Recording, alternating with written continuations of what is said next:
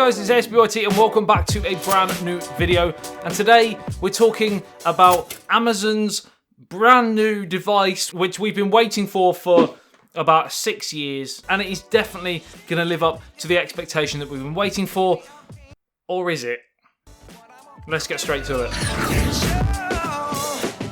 Hi guys, welcome back to a brand new video. Like I said, today we're talking about the Amazon Fire TV Cube. Right, so let's start at the beginning. If you're not into streaming devices, as an example, you're not into Android boxes or any Amazon products in general, you won't really know what the Cube is. The Cube is a streaming device which allows you to basically turn your TV into a smart TV. You can download apps, you can stream content, so watching movies, TV shows, live TV, you can play games on it. But the main attraction for the Cube compared to other Fire TV devices is its combination with a smart home sort of setup. So it's kind of fusing the old Amazon Fire TV box and an Echo Dot. It was announced in roughly around September time last year that we were due to see the new lineup, so we were going to get the Amazon Fire TV dongle, which I did get and I did review, and I was slightly underwhelmed. If you saw the video, you'll know. But of course, the one thing I was really looking forward to was the Amazon Fire TV Cube, which in my opinion was going to be the next step up from the Fire TV box, which I have, I know a lot of you guys have, and on the whole, it's a pretty decent device for the money. Of course, you can't buy it new anymore, and that is a travesty because I think it is still one of the better devices. So roll on pretty much 2 years since then, I was expecting the Fire TV Cube to come out all guns blazing and heading for that title of top tier streaming device alongside the likes of the Nvidia Shield, because there isn't really anything on the market that matches that quality. And of course, if it could do that and bring the price down by sort of £50 or so, $50, then we could be looking at something truly special and something that thousands of you guys, millions, maybe not millions, maybe, yeah, millions of people might have gone out and bought, and Nvidia might have been actually quaking in their boots. But unfortunately, I can't see this happening. And let's go through some of the details why, starting with the specs. Now, starting off, the CPU is the same Amlogic S905Z quad-core 1.5 GHz CPU that we have seen in the Fire TV dongle already. And while that's not terrible, it's no different. It comes with 2 GB of RAM in 2018 for their top tier device. Yeah, again, you can operate a device like this with 2 GB of RAM and not have too many problems. Is it groundbreaking? No. Are there other devices out there that are cheaper that have more? Yep. One good thing is it has improved the storage from the other Fire TV products out there. They obviously have 8 GB and the Cube has doubled that to a massive 16 GB. Come on, Amazon. Come on. But in all fairness, you can add expandable storage through its micro USB port, connecting a USB drive because the actual port isn't needed to power the device. It does have a separate power port. Power port, alliteration again, yes. In my opinion, they could have added a micro SD card slot. Surprised they didn't. Now, oddly enough as well, there isn't an Ethernet port in the back of the Cube. However, they do include an adapter in the box, which is a bonus. So if you do want that wire connection, you can still do that. It's just not, in my opinion, best way of doing it. An Ethernet port would have been preferred, in my opinion. The GPU is a Mali 450 MP3. Again, not terrible, but I can't really get necessarily excited. Now, there are some things that are a positive on this device. This isn't a hate video.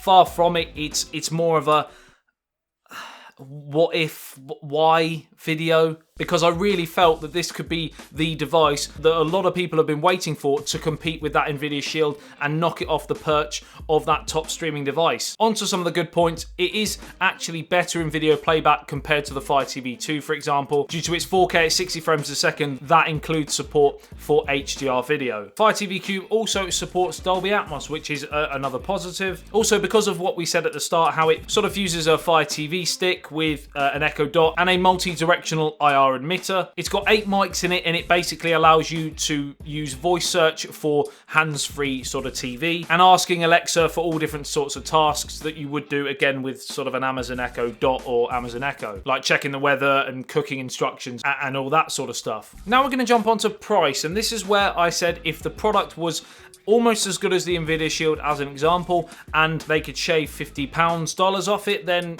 we could be onto a real winner. Now they've done the price part. It's going to be priced at 119 US dollars, so it still comes in at roughly around 60 US dollars cheaper than the Nvidia Shield. I'm talking in dollars because it's only available in the US at this moment in time to pre-order. You can't do that in the UK at this moment in time and elsewhere as far as I'm aware. Also, what's making this product even more attractive, if you have an Amazon Prime account already, you actually shave another 40, let me just check, $30 off that price. $89.99 is the figure if you have an Amazon Prime account to pre-order, which under those circumstances at that price, it is still a pretty decent product. Knowing Amazon as I do, I would imagine that the price will be exactly the same through the UK currency as well. So if we're talking in pounds, it's going to be $119.99, and probably if you've got a Prime account, you may get it for $89.99, so 90 quid for the Amazon Fire TV Cube. So on paper, it's a reasonable price. It's slightly over expensive, but then it is an Amazon product, and you are getting decent build quality that they do produce on all of their products pretty much. So now we're going to jump back to why I personally think this product is pretty much dead right from the start. Is because if you've got an Amazon product already, is this an upgrade? Slightly.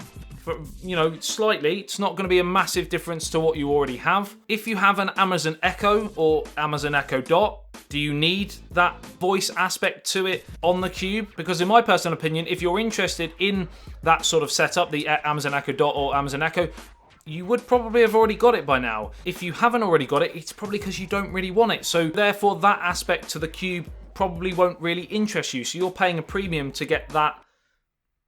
Do you see what I mean? The specs needed to be greater than they are in order for that price jump to be worthwhile, or you upgrading to be worthwhile. So I personally can't see this product actually selling as well as Amazon would like. Obviously, when it is available in the UK, I will try and get my hands on it and unbox it and review it for you, so I can give you my full opinion after use, because I may very well be surprised by its ingenious abilities. You never know. You never know. But until then, in my humble opinion, the Amazon Fire TV Cube,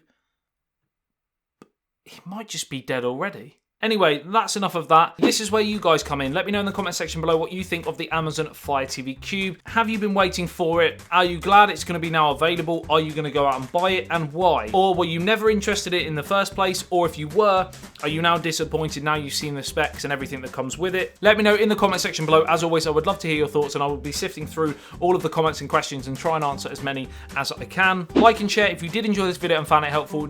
Dislike the video if you didn't like it and didn't find it helpful. Subscribe and hit that little notification bell if you love everything tech, pretty much daily content on this channel. I love you and leave you. I'll see you in the next one. SBYT, peace out.